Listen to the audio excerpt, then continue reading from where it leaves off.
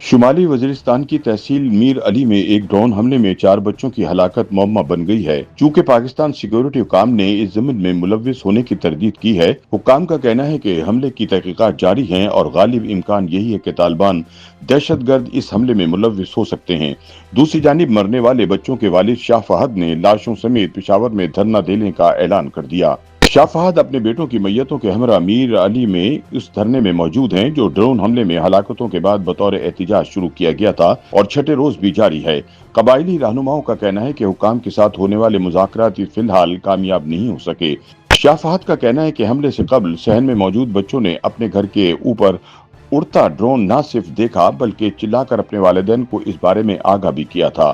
شاہ فہد کا کہنا ہے کہ جب دھماکے کے بعد وہ کمرے سے نکل کر صحن میں پہنچے تو حملہ آور ڈرون تب بھی فضا میں موجود تھا۔ فہد شاہ اب مقامی قبائل کے ہمراہ دھرنے میں یہ مطالبہ لیے بیٹھے ہیں کہ اسے انصاف فراہم کیا جائے اور واقعے میں ملوث افراد کے خلاف کارروائی کی جائے۔ حملے میں ان کی اہلیہ سمیت 4 افراد زخمی ہوئے تھے۔ ضلعی پولیس افسر وقار احمد نے اس واقعے میں ہونے والی ہلاکتوں کی تصدیق کی ہے، لیکن ابھی تک اس بات کا تعین نہیں ہو سکا کہ ڈرون حملہ کس نے کیا اور ڈرون کہاں سے آیا۔ ڈرون حملے کے بعد میر علی میں دھرنے کا آغاز 4 بچوں کی میتوں کے ہمراہ کیا گیا، تاہم 2 بچوں کی تدفین کر دی گئی جبکہ دیگر 2 کی میتیں مقامی مسجد میں تابوت میں رکھی گئی ہیں۔ قبائلی رہنماؤں کا کہنا ہے کہ حکام کے ساتھ ہونے والے مذاکرات فی الحال کامیاب نہیں ہو سکے۔ اس دھرنے میں مقامی قبائلی اور سیاسی رہنماؤں کے علاوہ بڑی تعداد میں لوگ بھی موجود ہیں۔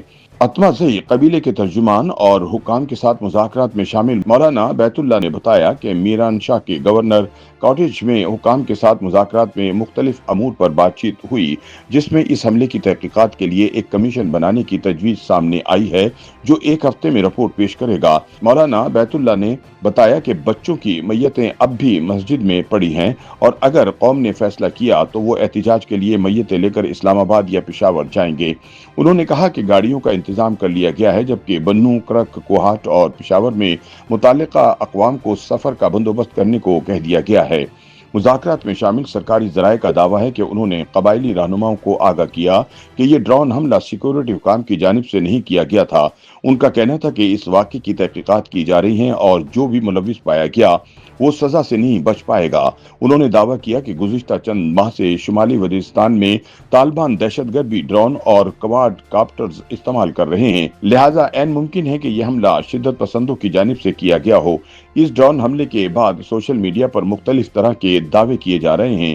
فوج کے تعلقات عامہ کی جانب سے اس واقعے بارے ایک بیان میں کہا گیا ہے کہ جامع تفتیش کا آغاز کر دیا گیا ہے اور ابتدائی نتائج سے ثابت ہے کہ اس گھناؤنے حملے کی منصوبہ بندی اور اسے عملی جامہ انڈیا کی پشت پناہی سے فتنۃ الخوارج یعنی طالبان نے پہنایا۔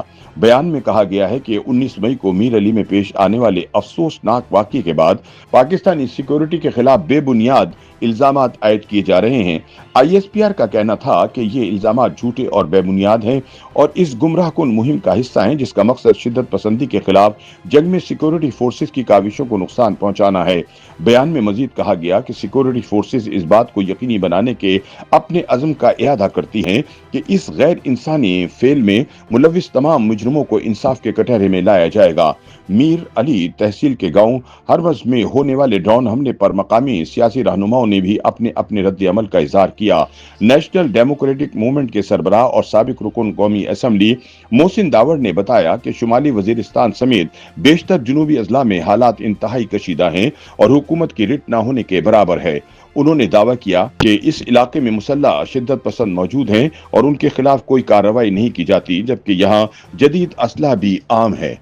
YouTube پر گوگلی نیوز دیکھنے کے لیے youtube.com کی سرچ بار میں googly news T V type کریں۔ گوگلی نیوز کے پیج پر سرخ رنگ کے سبسکرپشن والے بٹن پر کلک کرنا نہ بھولیے۔ YouTube پیج پر اپلوڈ ہونے والی ویڈیوز سے باخبر رہنے کے لیے بیل آئیکن پر کلک کیجیے۔ آپ کو ہر نئی ویڈیو کے بارے میں نوٹیفیکیشن موصول ہو جائے گا۔